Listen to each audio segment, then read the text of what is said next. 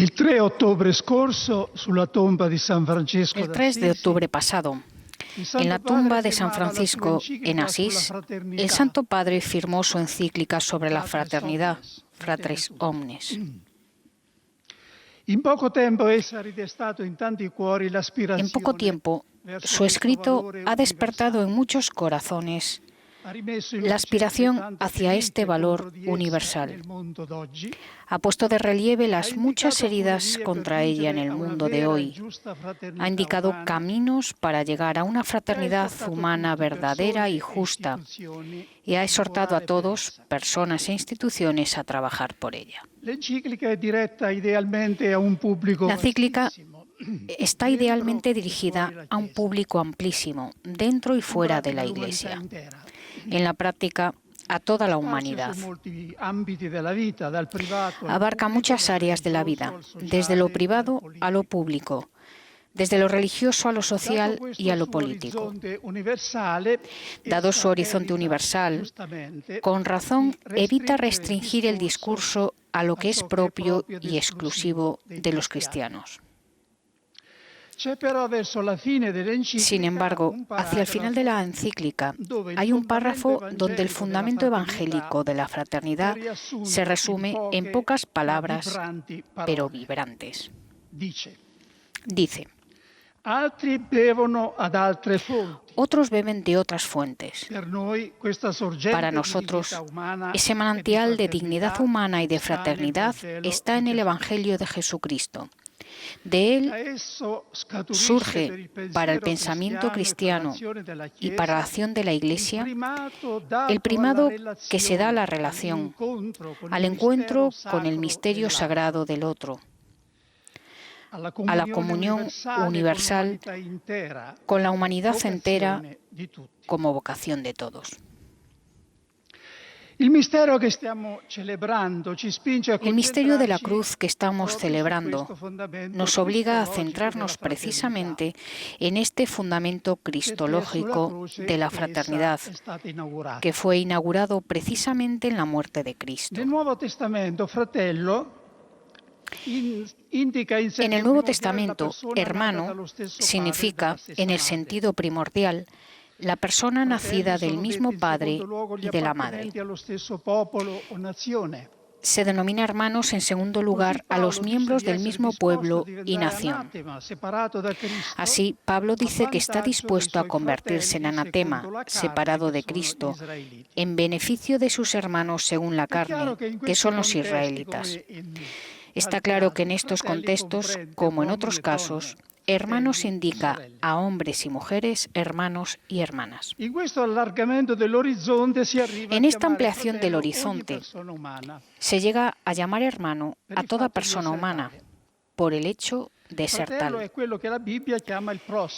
Hermano es lo que la Biblia llama el prójimo. Quien no ama a su hermano significa quien no ama a su prójimo. Cuando Jesús dice, todo lo que habéis hecho a uno solo de estos hermanos menores míos, me lo habéis hecho a mí. Significa toda persona humana necesita de ayuda. Pero junto a todos estos significados, en el Nuevo Testamento, la palabra hermano indica cada vez más claramente una categoría particular de personas.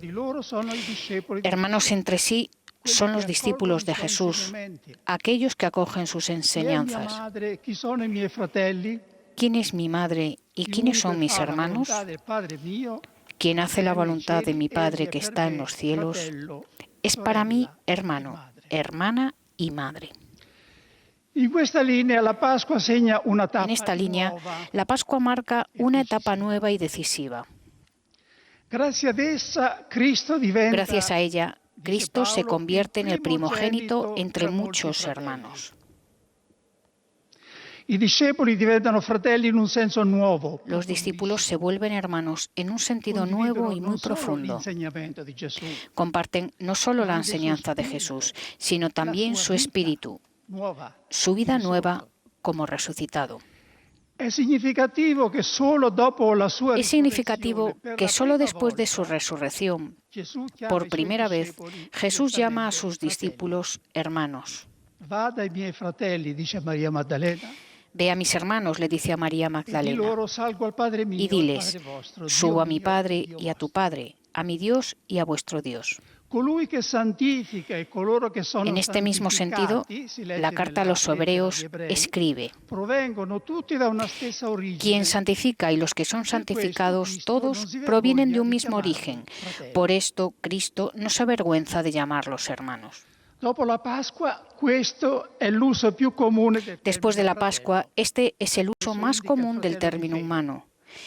Indica al hermano de la fe, miembro de la comunidad cristiana. Hermanos de sangre, también en este caso, pero de la sangre de Cristo. Esto hace que la fraternidad de Cristo sea algo único y trascendente en comparación con cualquier otro tipo de fraternidad, y se debe al hecho de que Cristo también es Dios. Esta nueva fraternidad no reemplaza otros tipos de fraternidad basados en la familia, la nación o la raza, sino que los corona. Todos los seres humanos son hermanos en cuanto criaturas del mismo Dios y Padre. A esto, la fe cristiana añade una segunda razón decisiva. Somos hermanos no solo a título de creación, sino también de redención. No solo porque todos tenemos el mismo Padre, sino porque todos tenemos al mismo hermano, Cristo, primogénito entre muchos hermanos. A la luz de todo esto,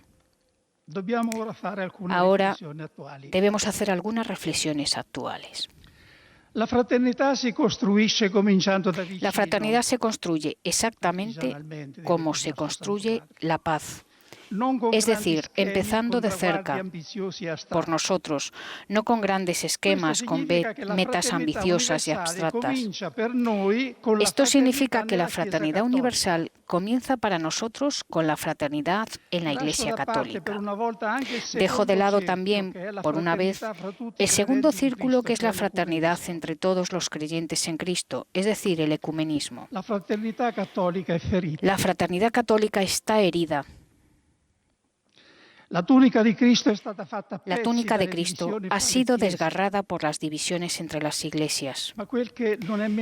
Pero lo que es peor, cada trozo de la túnica está dividido a menudo, a su vez, en otros trozos. Hablo naturalmente del elemento humano de la misma, porque la verdadera túnica de Cristo, su cuerpo místico, animado por el Espíritu Santo, nadie lo podrá nunca herir. A los ojos de Dios, la Iglesia es una, santa, católica y apostólica, y permanecerá como tal hasta el fin del mundo. Esto, sin embargo, no excusa nuestras divisiones, sino que las hace más culpables y debe impulsarnos con más fuerza para que las sanemos. ¿Cuál es la causa más común de las divisiones entre los católicos? No es el dogma, no son los sacramentos y los ministerios. Todas las cosas que por singular gracia de Dios guardamos íntegras y unánimes. Es la opción política, cuando toma ventaja sobre la religiosa y eclesial y defiende una ideología, olvidando del todo el sentido y el deber de la obediencia en la Iglesia. Esto, en muchas partes del mundo, es el verdadero factor de división, incluso si es silenciosa o desdeñosamente negada. Esto es un pecado, en el sentido más estricto del término. Significa que el reino de este mundo se ha vuelto más importante en el propio corazón que el reino de Dios. Creo que todos estamos llamados a hacer un examen serio de nuestras conciencias sobre este asunto y a convertirnos. Esta es, por excelencia, la obra de aquel cuyo nombre es Diabolos, es decir, el divisor, el enemigo que siembra sombra cizaña, como Jesús lo define en su parábola.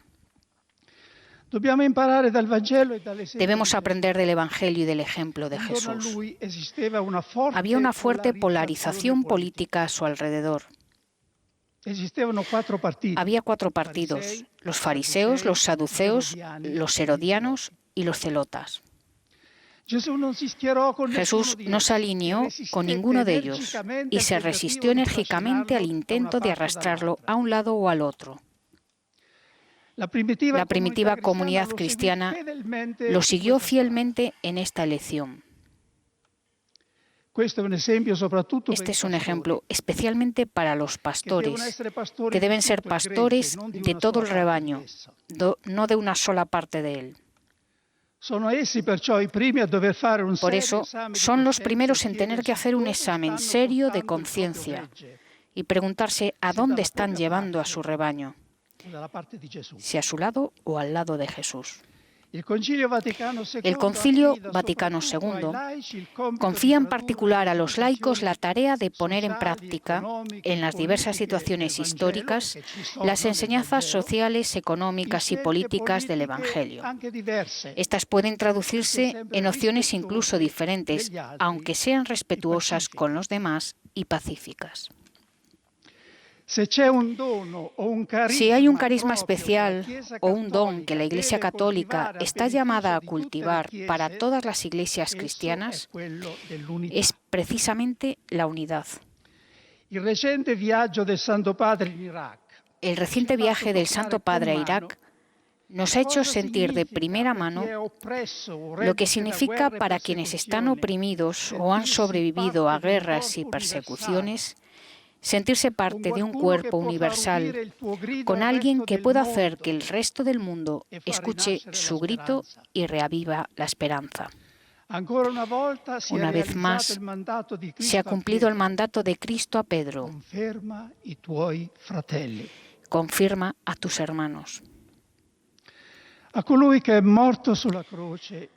Aquel que murió en la cruz para reunir a los hijos de Dios dispersos, elevamos en este día, con corazón contrito y espíritu humillado, la oración que la Iglesia le dirige en cada misa antes de la comunión.